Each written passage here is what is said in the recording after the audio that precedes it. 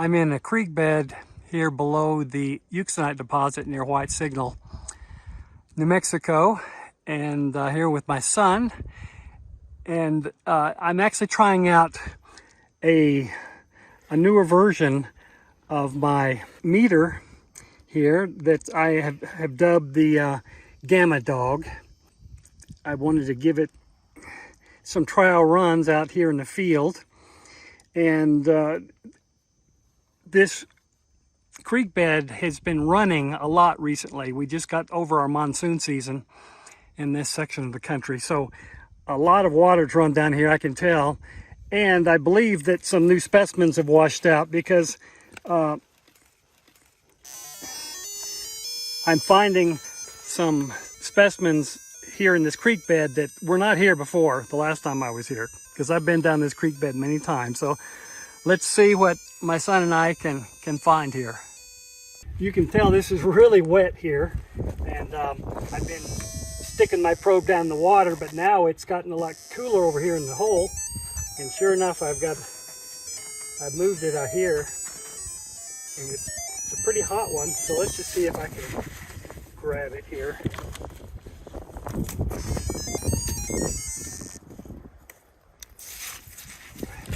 And I know that this is washed down here since the last time I was here, because I've been down this creek, probably 10 times, very carefully. There we go. Hey, that's a pretty hot one. Let's see what we got here.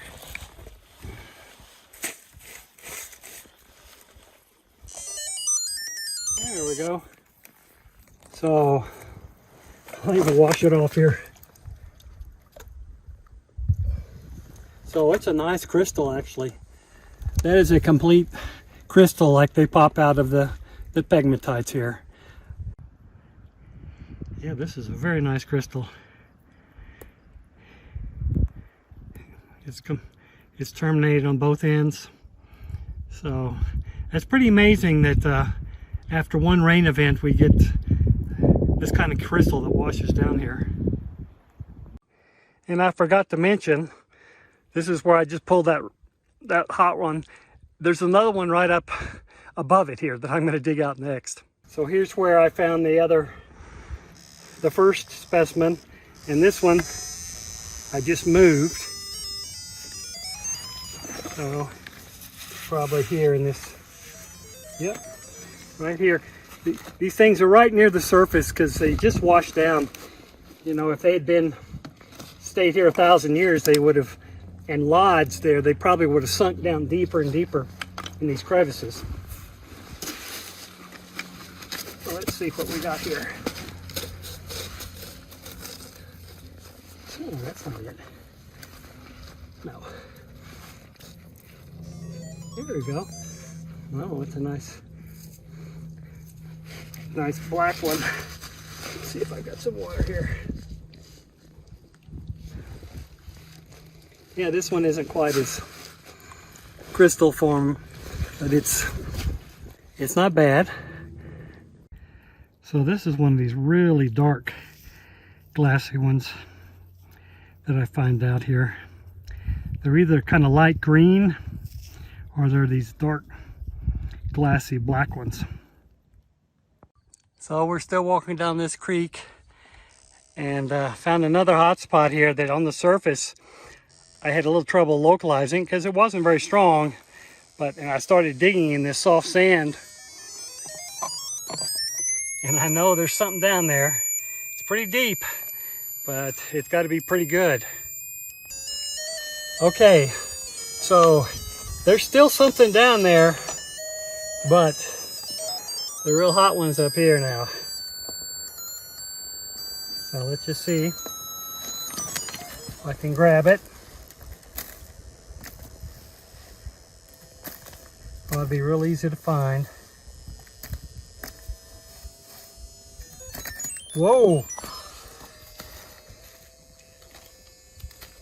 Oh my goodness. This is it. This is a very large specimen here, off the scale. All right, this is a nice large crystal, and it ought to clean up and be quite colorful, looks like. So I walked back up the creek bed here. We were just down there, found that monster rock, and I came back to the spot where I found the 2 specimens earlier. And here up on the bank, a good ways up on the bank, is actually another hot spot. So let me see what I can find here. Okay, so I've got it up here on my pad. Let's see. Could it be this one? Yep, that's it.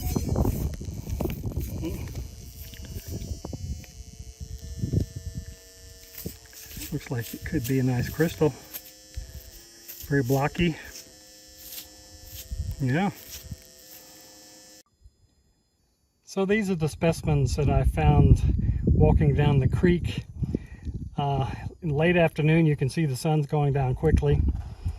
And every one of these is a perfect crystal, except maybe this one, it looks like it's a fragment. But I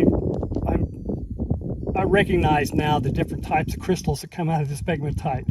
And that's typical. This one over here, I mentioned to you, is the typical blade type that looks like a spear. And then this one is the typical blocky black crystal, and I've found some quite a bit larger than this, but this has some nice twinning going on here. I don't know which one is best, but this one is definitely a very nice crystal that popped right out of the pegmatite, just like this, doubly terminated, got lots of nice facets on it. So overall, this was a very nice haul for one late afternoon.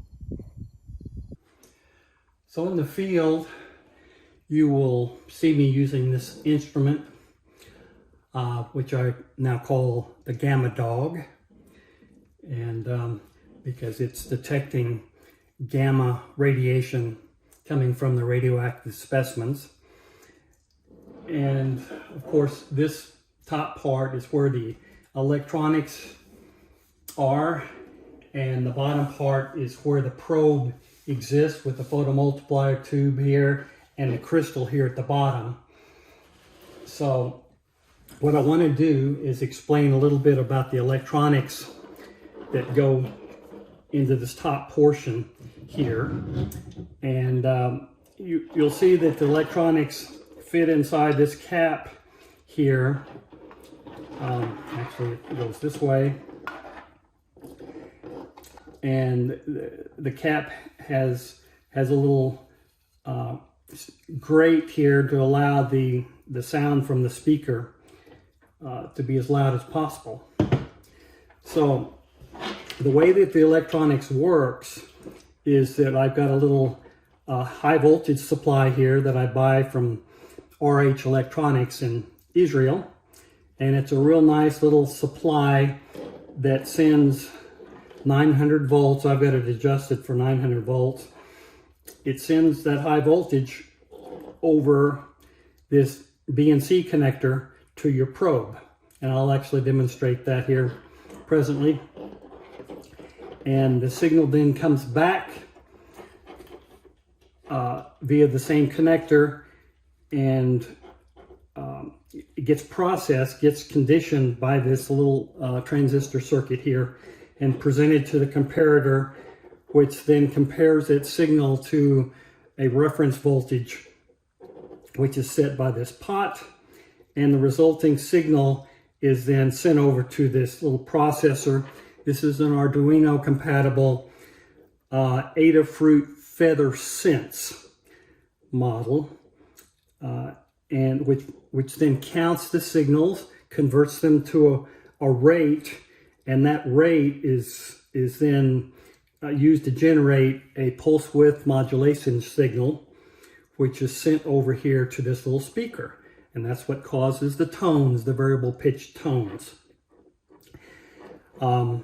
So you've got the on and off switch here, and we've got a battery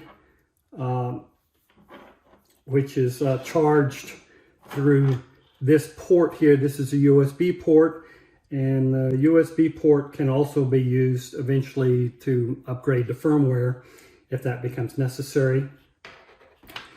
And then of course this is where the squelch button will be attached. And that's basically how the electronics works. So let's go ahead and hook this up to a probe and turn it on.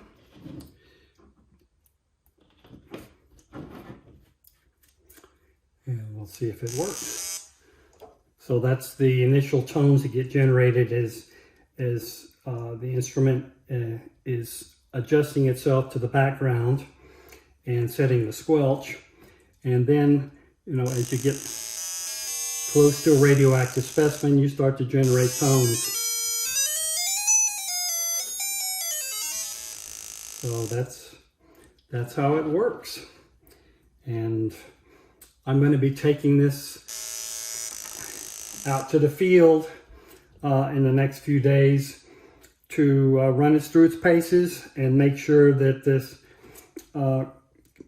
custom built configuration with my PC board and all is rugged and survive all the bumps in the field, you know, as I'm searching for my radioactive specimens.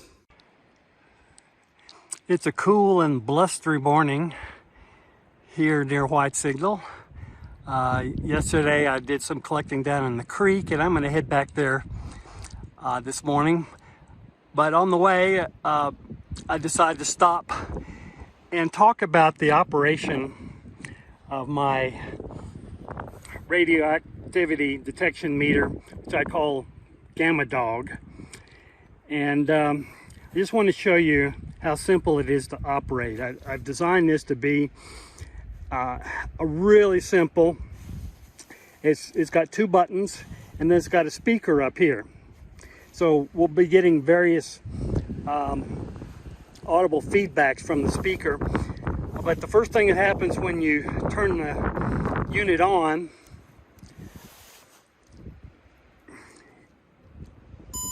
is that you'll hear a beep. And that beep is an indication of the battery level. So one beep means that it's you've got greater than 75% battery power, and I charged it overnight, so it's probably got 100%. Two beeps would be between 50 and 75%. Three beeps between 25% and 50%. Then four beeps means you got less than 25% battery. So that's real useful, especially when you're out for many hours and you want to see how much battery you've got left. So that's the power button. The second, in fact, I'm going to do it again because you'll hear a series of beeps of tones after that initial beep. And what that is the meter is initially measuring the background radiation and setting the squelch. So the squelch is the level of radiation that that is used to suppress the sounds coming from the speaker. So you don't have to hear noise coming from the speaker all the time because it can be distracting. So once it sets the squelch, then occasionally you'll hear some some signal coming from the meter, but that just sort of gives you some comfort in knowing that the meter is still working and that you're picking up random signals. But it probably means you don't have anything localized yet. So the other button here is the squelch button, and if your squelch is set too low, you can bump it up a little bit to suppress the noise that you're getting. So that bumped it up a little bit. That would bump it up a little bit more, so you can keep bumping it up, and you'll notice probably that random noise that we were getting earlier has gone away. Now, if you end up getting your squelch too high and you're not getting any signals, like the background radiation is actually lowered, then you can hold down the squelch button and it will actually reset the squelch to the current background. And now you can hear we're going to get some random hits. And the other thing that happens while you're holding it down is you actually hear the current. This is actually the current signal level without any squelch on it. So that's what it sounds like if we didn't have any squelch. But with the squelch on, then you should just get some random hits every now and then. So let's see what happens when I'm walking along. And you know, I typically will walk along with the crystal pretty close to the ground. I mean, within an inch or two of the ground, and I wave it back and forth, listening for something other than just random hits. Like that could have been a random hit, but if I keep getting it, like there, see, that's a little bit stronger hit, and I'm going back and forth. Sometimes it's a little difficult to localize it, but eventually I'll just say, okay, I know I've got something here, and I'll put it down flat on the surface, and I'll start moving it around until I find the highest pitch spot, which I happen to know is right here. So this started off as being just what almost sounded like a random hit as you're walking along, and it's really easy to miss. But you get used to your instrument and noticing what is a random hit and what is probably more localized specimen. So I'm going to dig this out and we'll see what we got. So based upon the sound of this, it could be either a very small specimen close to the surface because it was a pretty weak signal, or it could be something very deeper, and it's going to get stronger as we dig. So I just scraped off about an inch, and we can already see that it's gotten quite a bit stronger. So let's just see.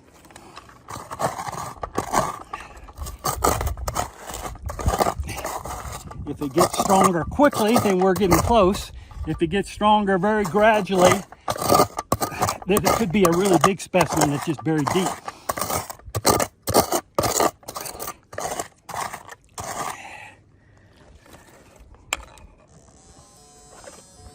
Ooh, I think that moved it.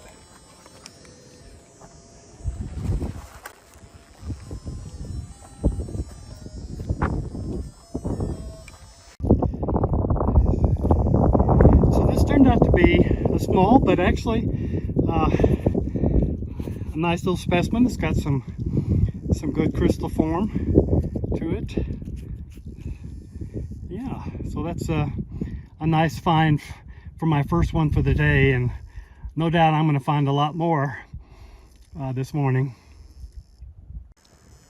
Down there's the road where I just found those specimens, and I'd reached the wash at the bottom, and of course yesterday I was walking down the wash. I decided to walk up the wash and see if any more new specimens had weathered out of the pegmatite, which is right here. I mean, it's right up the hill here. You can see all the quartz that is weathered out, and there's a lot of country rock in here, hot country rock, so it's kind of hard to find localized hot spots because the whole area is pretty hot. But I think I found one here, so let me see if I can find a specimen.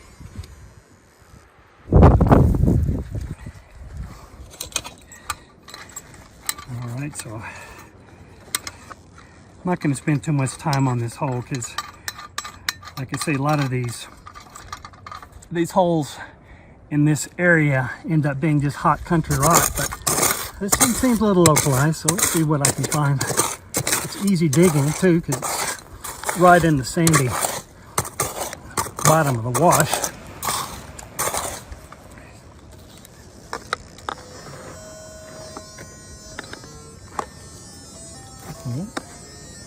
think I already moved it. Yeah.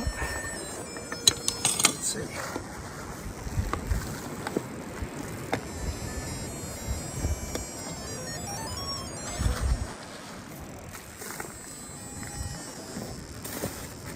There we go. Let's see if I can eyeball it.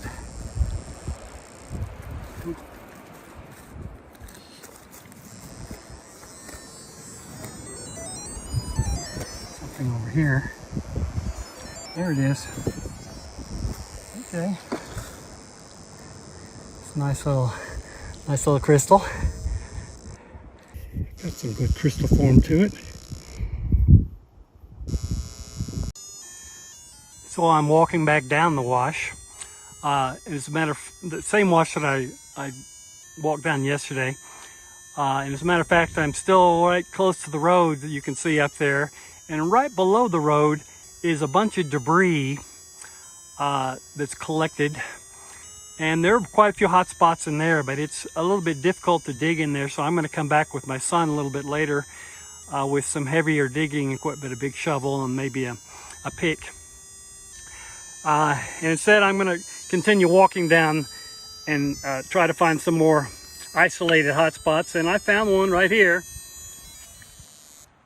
And it's right here in this soft sand, so I should be able to find it pretty quickly.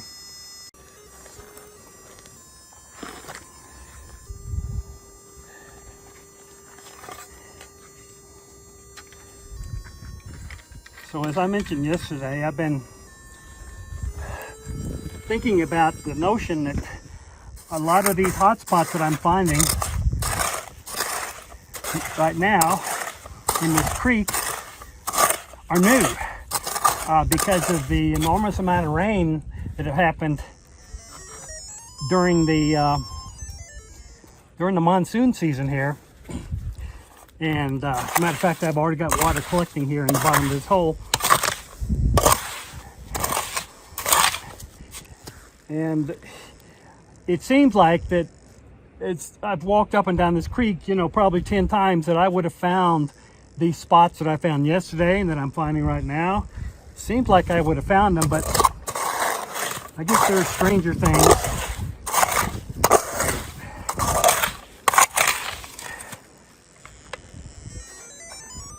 It's getting hot faster. So I have to find it pretty quick here.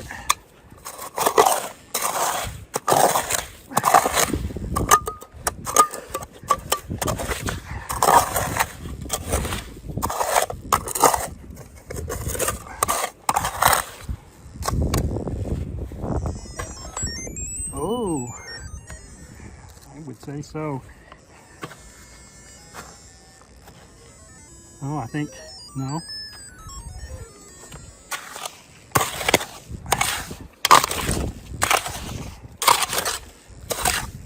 Let's see here. Over here.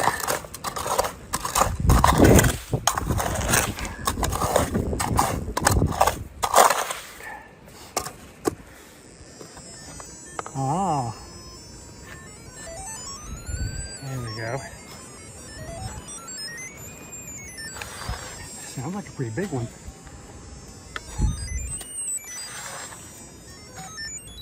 Here we go. I think it's this one right here. Yeah. This is a nice size one. Looks like it's got some good crystal form. I'll get it cleaned up here and show it to you. Matter of fact, I can just use the water in the bottom of this hole to wash it off. Very convenient. But this is a nice crystal. You can see the twinning here. This is a fully terminated crystal with the twinning. Yeah, this is just like it popped out of the pegmatite. Very nice specimen. So this is another technique that I use often. I haven't bothered to video it yet, but a lot of times I'll be going along and I think I may be getting a signal, and but it's just not really strong, and I'll just use my boot to dig away an inch or two, and that tells me pretty quick whether I've got an isolated signal and whether it's worth digging. This guy turned out to be pretty little, but still it's got good crystal form. This is probably exactly how it formed in the pegmatite. So right below the hole where I found that last little specimen, found another hot hole here, and let's see if I can get some sunlight on it here. This is another very nice crystal, great crystal form. Isn't that beautiful? And if you've watched some of my other videos, you'll notice this technique I use where I'll suddenly encounter a little pile of rocks, a rock cairn, and then I remember, oh yeah, yesterday I found this little hot spot, but I wasn't in the mood to dig it, so I just marked it. And so I think this morning I'll go ahead and dig it. Okay, in this case, this hot spot that I found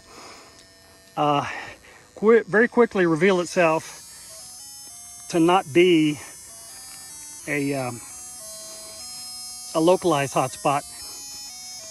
What's happening is you got radioactivity on both sides of the banks here, and so they're combining to create what looks like a localized hotspot, but it's really just dispersed radiation. It's called mass effect. So I'm getting close to that hole where I pulled out that monster crystal yesterday that was buried so deep, and so I wasn't getting much of anything here, but then I picked up a little signal here, and it's starting off very much like that big crystal. It's quite weak and hard to localize, but it's consistent. So let me just try knocking off a little bit with my boot here. Let's see if it gets any stronger. I would say so. I think that sounds pretty promising.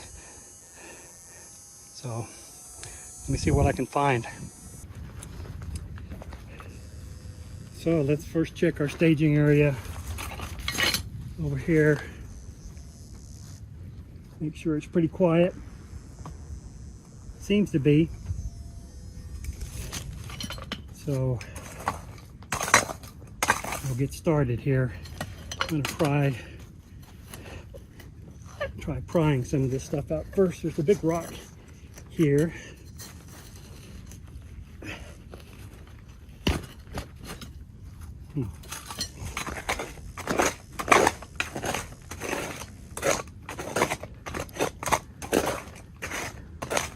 Let's see if we can figure out the direction it's coming from.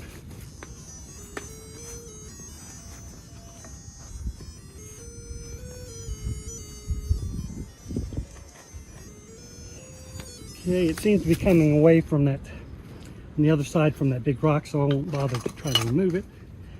I'll just dig on this side.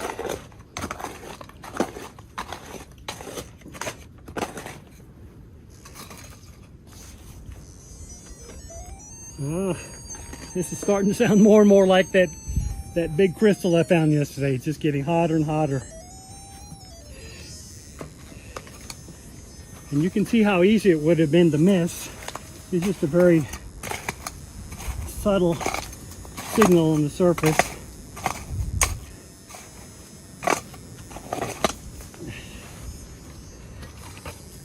And yesterday I had to dig about a foot deep before I finally pulled it out of there. So let's see.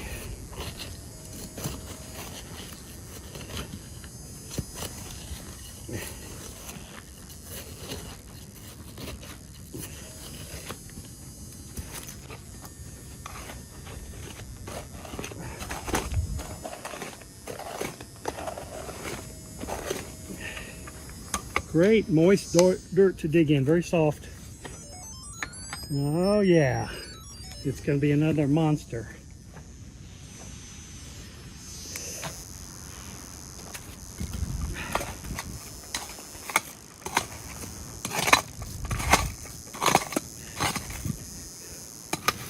And somehow I missed both of these as many times as I've walked past this spot. Makes me wonder if the moist ground has something to do with making the signals a little stronger. Wouldn't think so, but for some reason I'm just finding a lot of specimens on this trip that I either missed before or they've since washed down and weathered out of the pegmatite, so they're new specimens. But there's always puzzles to solve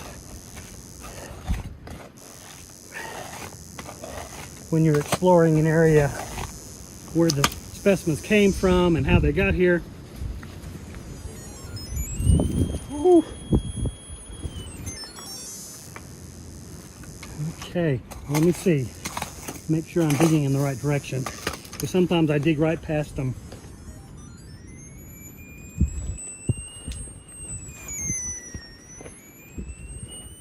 Huh.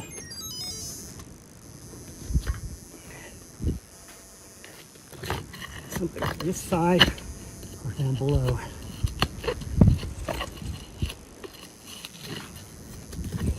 But I want to be careful not to be too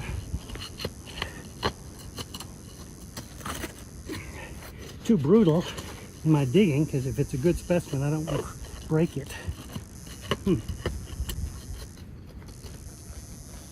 Seems to be a big rock that direction, so let me just try digging deeper instead.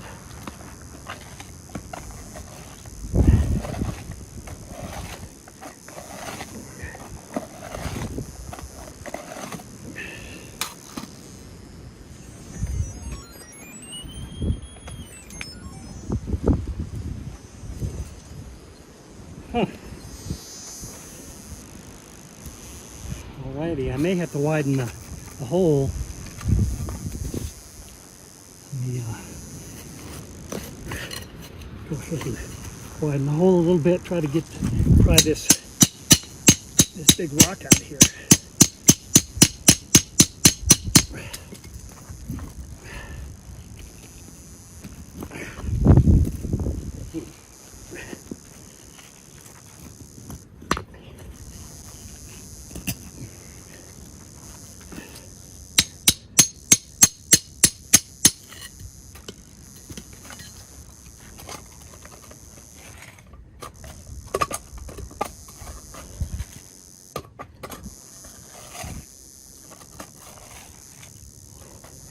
Makes me think it's just got to be deeper, because this big rock makes it unlikely that it's up on the side.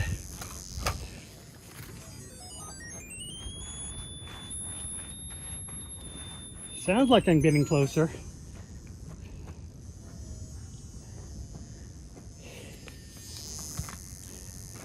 But this is, about a foot deep now.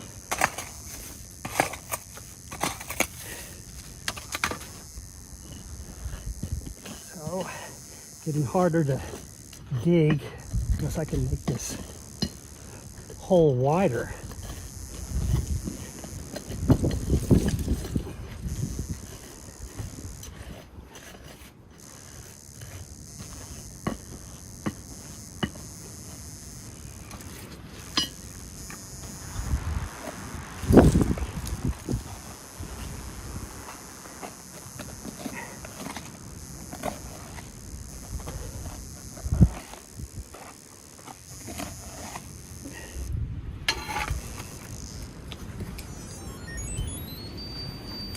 Hard to imagine that it's getting hotter.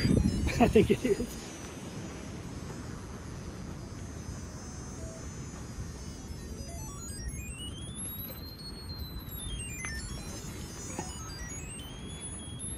See what I'm going to do. I'm going to reset the squelch to this moderate amount here on the side. Okay, so now the tones won't get so high, maybe I can figure out the direction.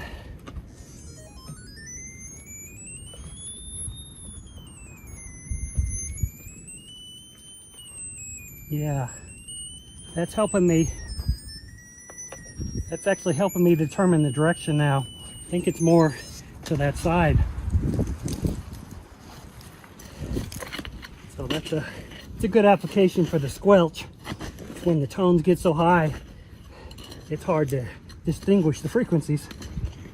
But you can bring them on down if you set the squelch properly.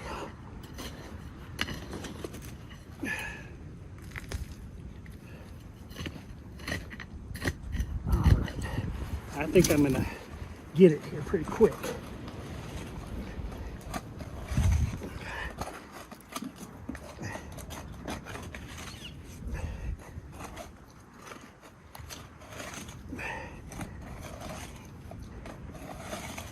Okay.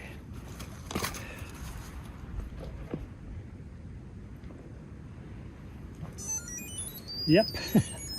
Yep, that's it. Boy, it's quiet down there now.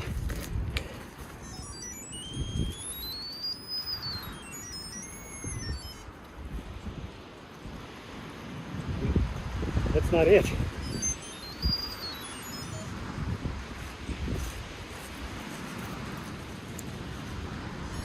Oh my goodness. That's it. Boy, this is something really different and big. This is massive. Unbelievable. Well, it's hard to get it washed off here without a brush and a bowl, but it's certainly the largest specimen that I've found down here in the creek, and it's comparable to some of the biggest specimens I found up in the pegmatite. So this is a very interesting specimen. It'll be interesting to see once I get it washed off. I see some other crystal characteristics. So up there just around the bend is where I found those big specimens, and I seem to have found something down here. If you compare it to the surroundings,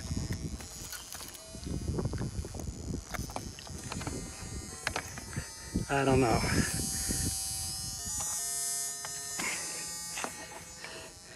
We'll see if I find anything here.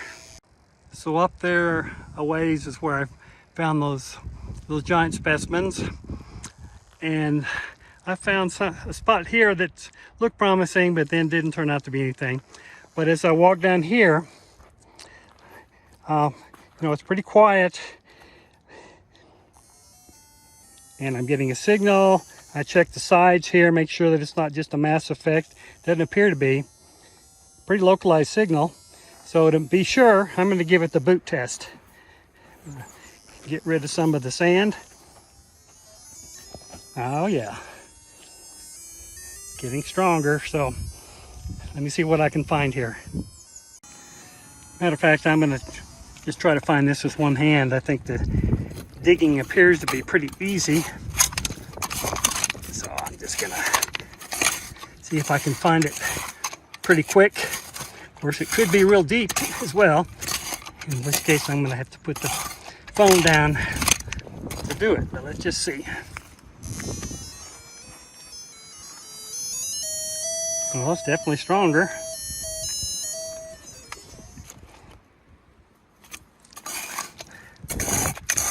But I'm going to have to get the heavier digging tool.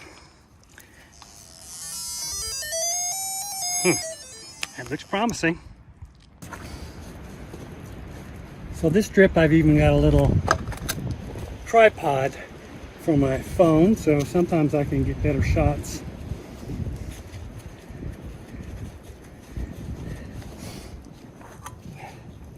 Oh, let me break this stuff up a little bit.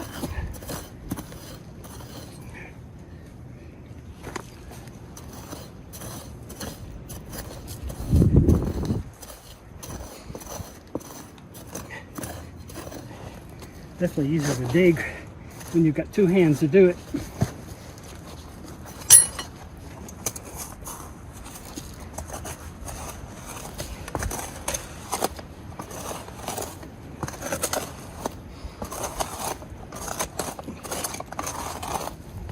All right. Oh my goodness. I'm wondering if we're getting into one of those giants again. That would be very interesting. That would be more than a coincidence that we happen to find those two giants so close together up there. It's like this curvy part of the creek is where the big ones end up lodging and and waiting around for somebody to find them. Thousands of years later, because they're buried pretty deep. That means they've been here for a while.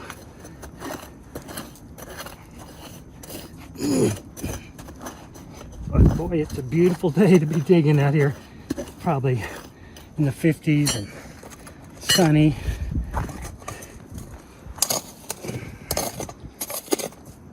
It's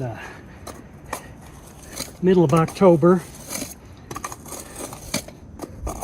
which is the perfect time to be here in southern New Mexico. Really, any time is good if it's not the summer.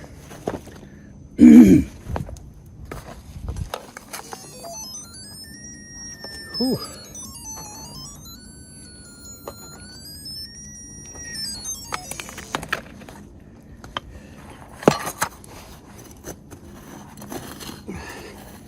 Okay, let me do that trick that we did on the last hole. I'm going to reset the squelch.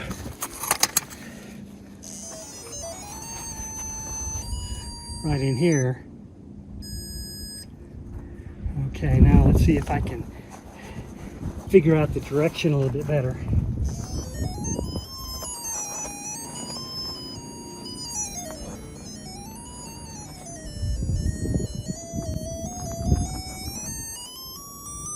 Seems to be that direction actually right toward the bottom of the hole. So yeah, that's easier to hear once you lower the tones.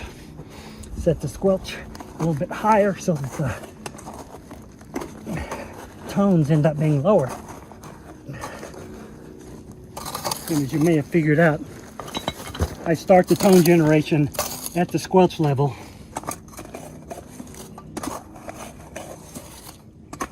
And they go higher from there.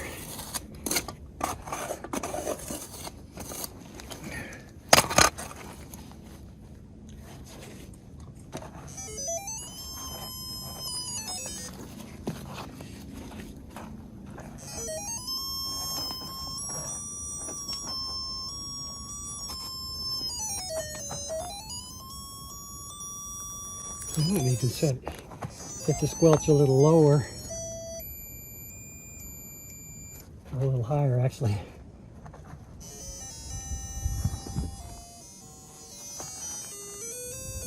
Still seems to be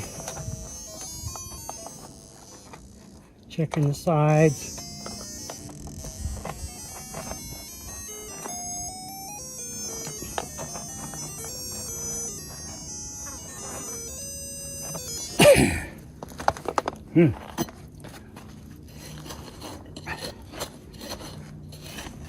To be a little bit to the far side over here, toward the bottom. That's not it, is it? No.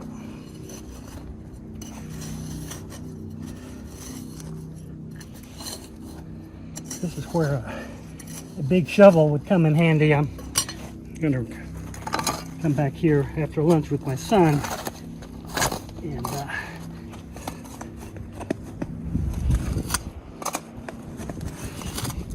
go a lot faster with the big shovel in this soft sand.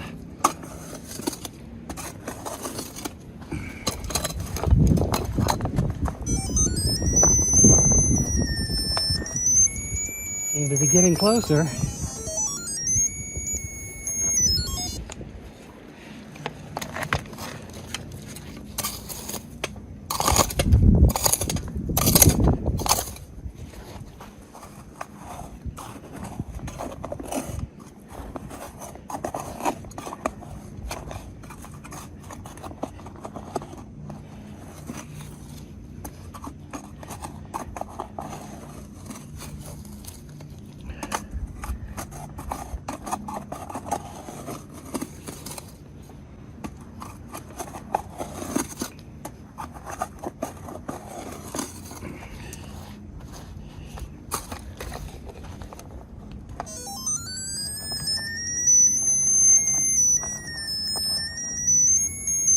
Whatever it is, it's another big one. Almost tempted to go eat lunch and bring my son back here. It's getting pretty darn deep.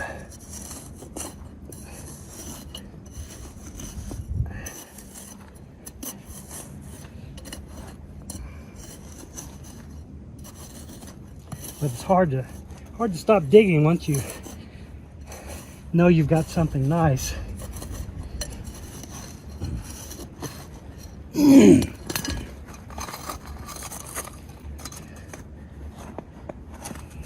Doesn't matter how many of these great specimens you find, when you're on the trail of another one, it's just as exciting each time. It's just like a treasure hunt each time. So you never know what you're going to find. These euxinite crystals have such a variety of forms. No, not yet.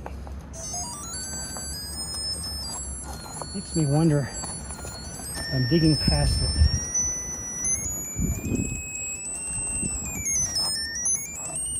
Yeah, I think it's a little higher here on this far wall. I'm gonna try one more good dig on this far wall up here.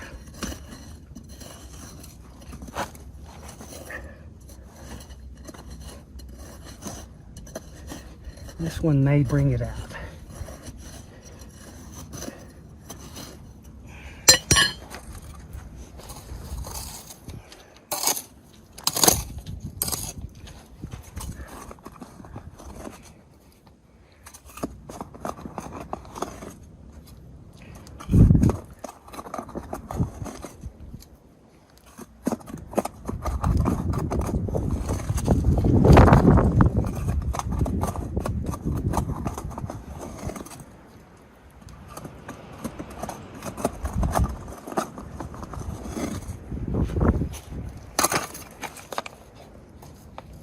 Whew. Can't believe it. It's still in there.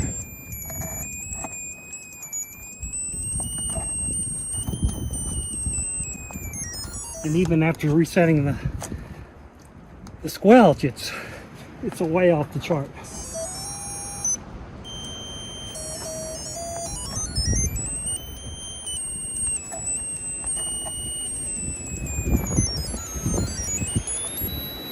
Okay, now it actually seems to be a little bit higher over there.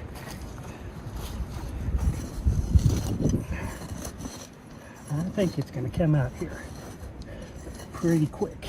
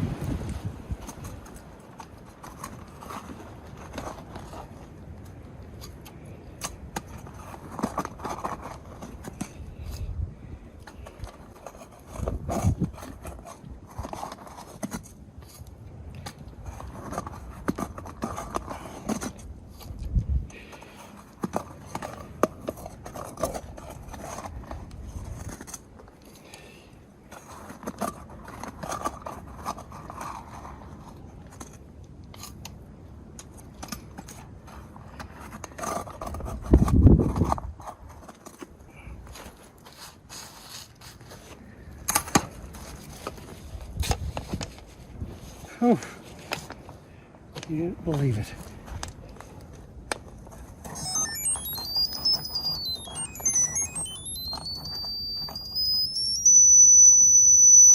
Can't believe it. This has to be some kind of record as far as how deep it is. Let's see. Okay, so far it's this deep. It's more than a foot.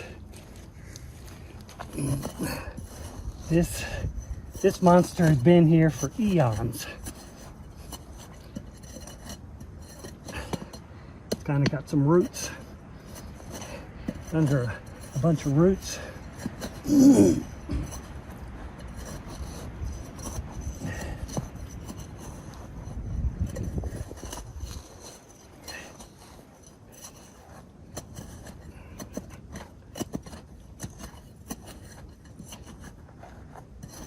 And I'm quickly reaching the limit of what I can do with these little tools.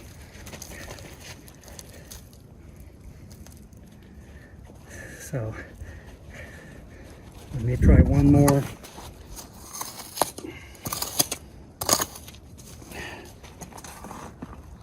Scoop of dirt.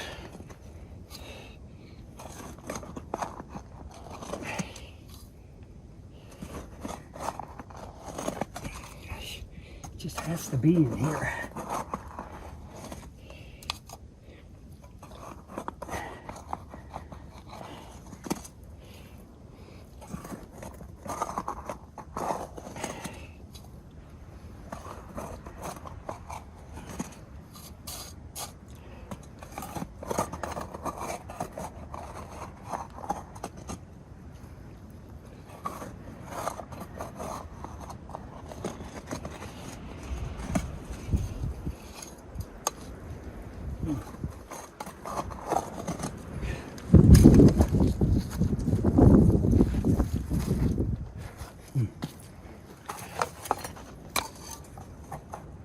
All right, either that or my instrument just went dead.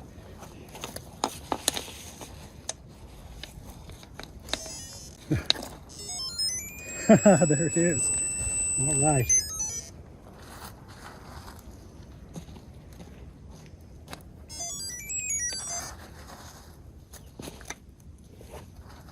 Is it this one? That's it. Okay, finally. It's a big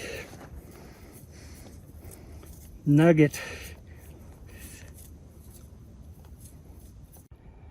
Okay, this is just a big, fat, blocky specimen. It's got some nice crystal form to it. These nice facets, and maybe some twinning going on. Look at that. That's some twinning going on. And I'll go up and get some lunch and wash these specimens off and give you a better look at them. So here's this morning's haul after washing them off a little bit. And this is one of the more successful mornings that I've had. This one's probably the previous one. It's got great crystal form, and it's got twinning going on here. So that's very nice. And this is the last one I found, this big blocky thing, and it's actually got some twinning going on as well. So that's a very nice specimen. And of course, this is the massive one. I found crystals not as wide as this, but certainly bigger than this. But this is a massive thing. So that's really cool. And then of course some of these smaller ones are very nice. This one in particular, it's just got some very sharp crystal faces to it. So quite a nice haul for one morning. So now that I've had a chance to look at this a little closer, you can tell this looks like where it was attached to the pegmatite. It's still got quartz attachment points here, and it's basically got the form, the typical blade form that I see out here. This big crystal in the middle is a big blade, and then it's got two twins on the side. On each side it's got a twin. So I think that's the basic form, but this is a very nice specimen.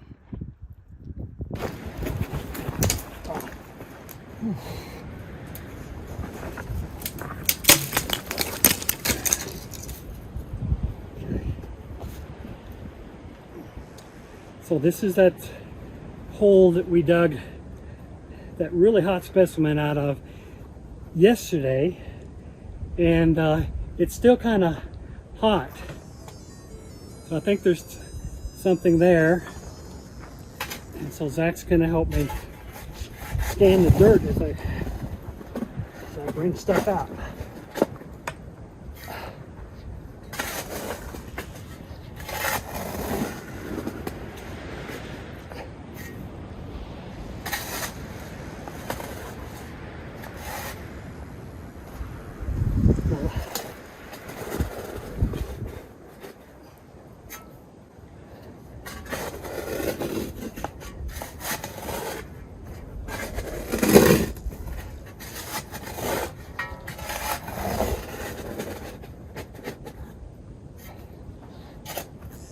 Hoopla.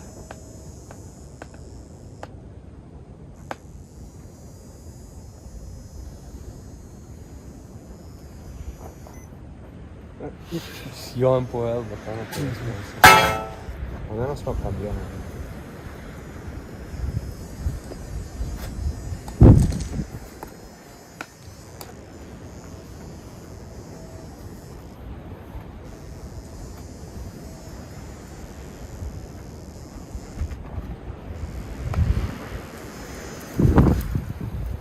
Todavía está ahí dentro. So there's something small in there, but I'm looking for something a lot bigger. Now, it could be that we're just getting into some hot, dispersed country rock down here.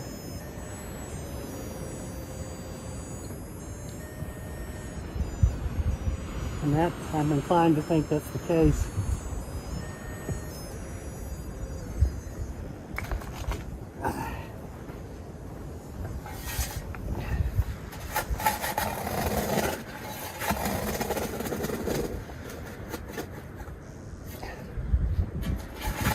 Yeah.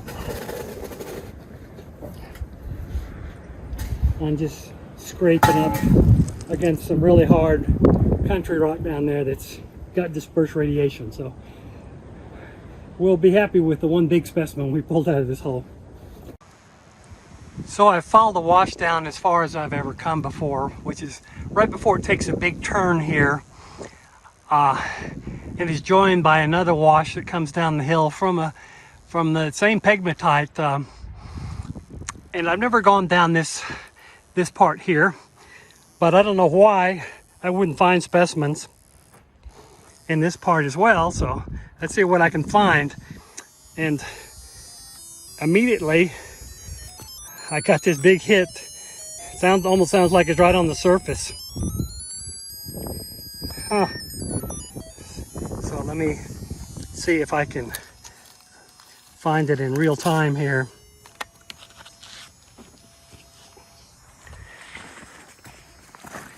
I may be able to just scrape it off.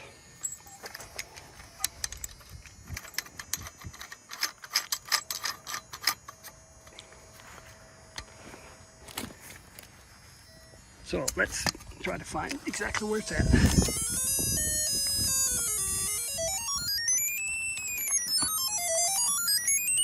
You know, it almost looks like it's this guy here. That's it. Another big specimen. This one right on the surface. Let's enlarge it here a little bit. Oops.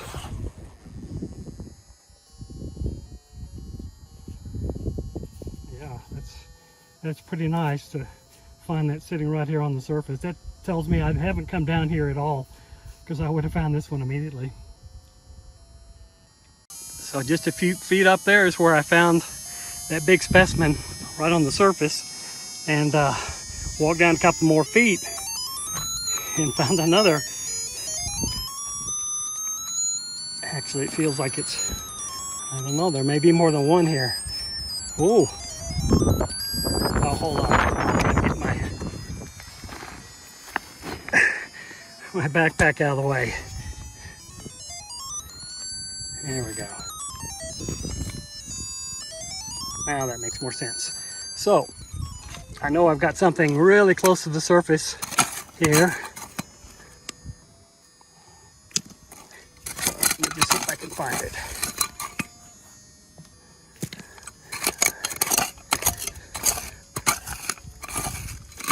fact, I'm gonna push the stuff.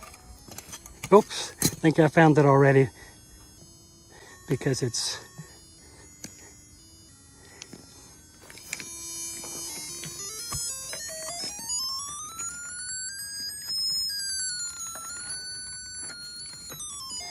well, not so sure.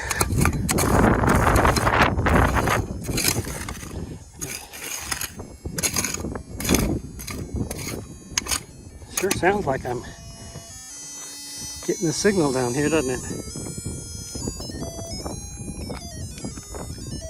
Yeah, I've got at least one piece here, but there's something else up here. Okay.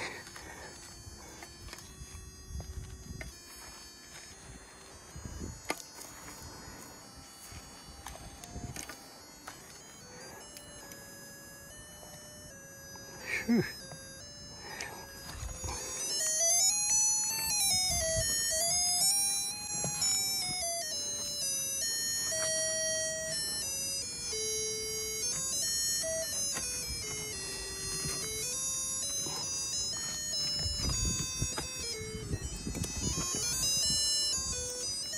Well, let's come back for that little one. Let's concentrate on this big one up here because it's probably masking what's going on down here.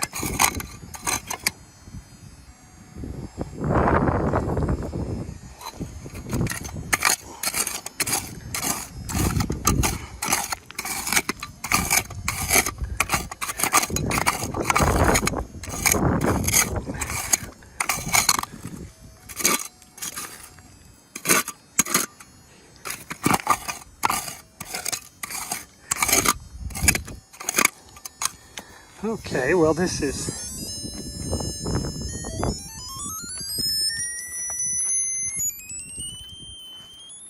yeah, it sounds like it's over on this side here. Whatever it is, it's wicked hot. Just can't believe all the monsters I've been finding the past 2 days.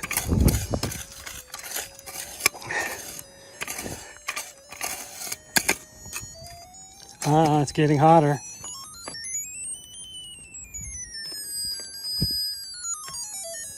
Okay, well we got it now. Just gotta. Whew. There it is. There it is. Another monster.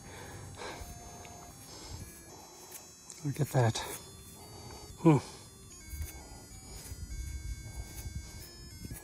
Well, I'll add that to the cache. So this is the final little batch that I collected this afternoon. Once again, massive crystals. This one's actually got some nice color to it.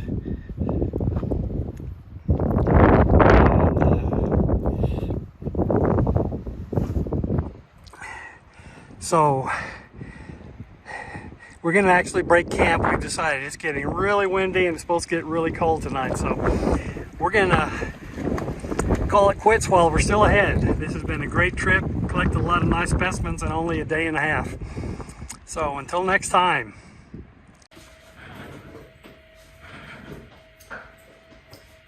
So after getting back from my trip to White Signal and spending a day, actually a day and a half, banging around in the field with this meter with my Gamma dog, I wanted to disassemble it and see if there was any apparent damage or any kind of problem associated with taking it out in the field and putting it through its paces.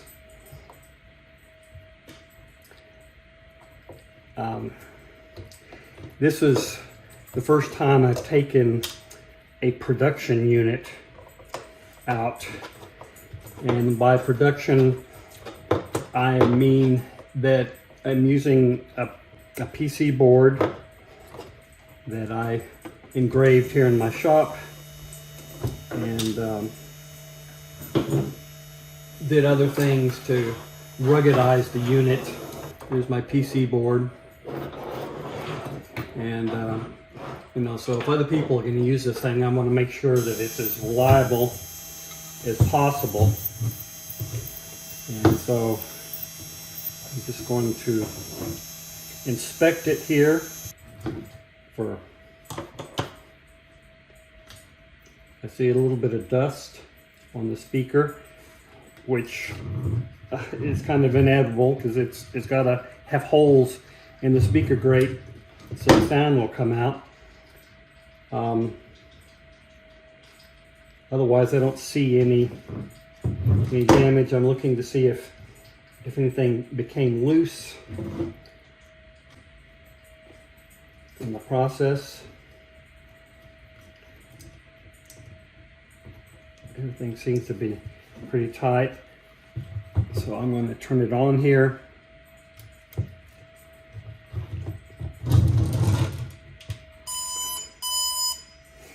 It says I've got at least 50% battery, which is normal considering I used it for a few hours yesterday afternoon. And here's my radioactive source. So that appears to be normal. Now, I'm going to try to grab this thing without shocking myself. It's got high voltage on it.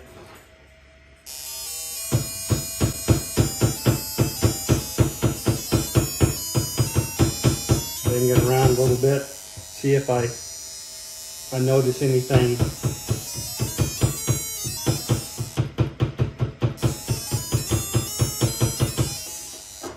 That all appears to be good. I'm going to move forward with making a few more of these things. We will see you out in the field sometime in the near future.